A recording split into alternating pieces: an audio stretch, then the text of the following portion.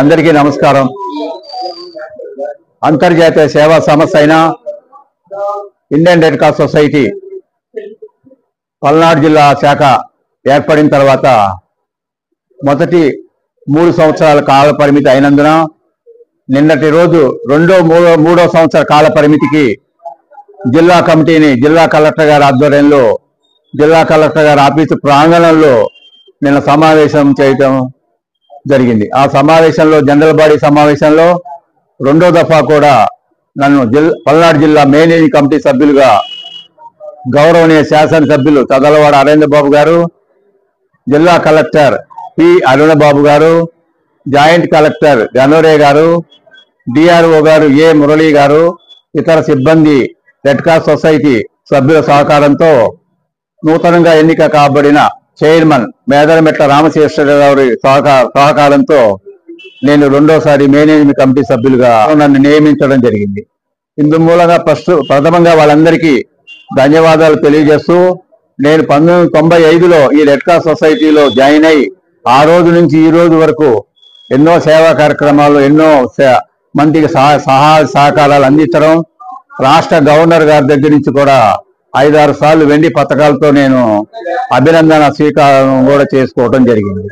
రాబోయే రోజుల్లో కూడా నాకు కేటాయించిన ఈ 3 సంవత్సరాల మా కమిటీ కాల పరిమితిలో అనేక సేవా కార్యక్రమాలు, మా వ్యాపారవేత్త మంచి సౌమ్యులు అయిన మా చైర్మన్ మేదరమెట్ల రామశేషరావు గారి ఆధ్వర్యంలో ఎలాంటి సందేహం లేకుండా చేస్తామని, రాష్ట్రంలోనే ప్రథమ స్థానం 1-2 స్థానాలు ఉండటానికి మేమంతా కూడా ప్రయత్నం చేస్తామని ఇందుమూలముగా తెలియజేసుకుంటూ, చివరిగా నాకు సహకరించిన ప్రతి వారికి పేరు పేరున కృతజ్ఞతలు, ధన్యవాదాలు, అభినందనలు తెలియజేసుకుంటూ సెలవు తీసుకుంటున్నాను.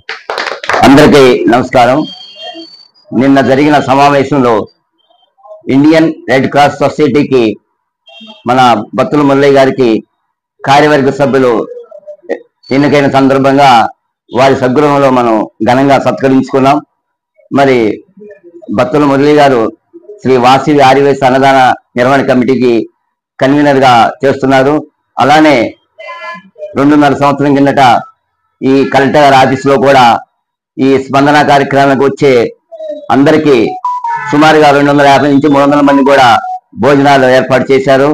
మరి అనేక సేవా కార్యక్రమాలు చేస్తున్నారు మన మురళి గారు. మరి ఆయన గుర్తించి మనకి కార్యవర్గ సభ్యులు ఇవ్వటం అంటే చాలా గొప్ప విషయం. మరి ఇంకా ఉన్నత పదవులు ఆశించాలని మరింతగా కోరుకుంటూ సెలవు తీసుకుంటున్నాను. అందరికీ నమస్కారం. ఎన్నో సేవా కార్యక్రమాలు చేస్తున్న బత్తుల మురళి గారికి red cross society, Indian red cross society అంటేనే పేరుగల్ల సంస్థ. ఆ సంస్థలో పదవి రావటం అంటే మామూలు విషయం కాదు. దాంట్లో కార్యవర్గ సభ్యులుగా ఎన్నుకున్నందుకు బత్తుల మురళి గారిని ప్రత్యేకంగా అభినందించడం జరిగింది. మరి వారు ఆర్యవైశ్య మహాసభలో కూడా మెయిన్ పోస్ట్ లో ఉన్నారు. మరి వారి సేవలు గుర్తించి రెడ్ క్రాస్ లో చాలా పదవులు చేశారు ఇంతకు ముందు కూడా. మరి ఇలాంటి సమయంలో మరి వారికి ముందు కూడా మంచి పదవులు వస్తాయని ఆశిస్తున్నాం. ఆ వాసవి మాత కరుణా కటాక్షాలు ఎల్లప్పుడూ ఉండాలని కోరుకుంటున్నాం. జై వాసవి, జై జై వాసవి. మరి నిన్న జరిగినటువంటి రెడ్ క్రాస్ అసోసియేషన్ లో బత్తుల మురళి గారికి ఎంతో సేవా తత్పరులు అని చెప్పేసి గుర్తించి మరి వారికి ఆ పదవిని ఇవ్వడం అనేది చాలా గర్వకారమైనటువంటి విషయము.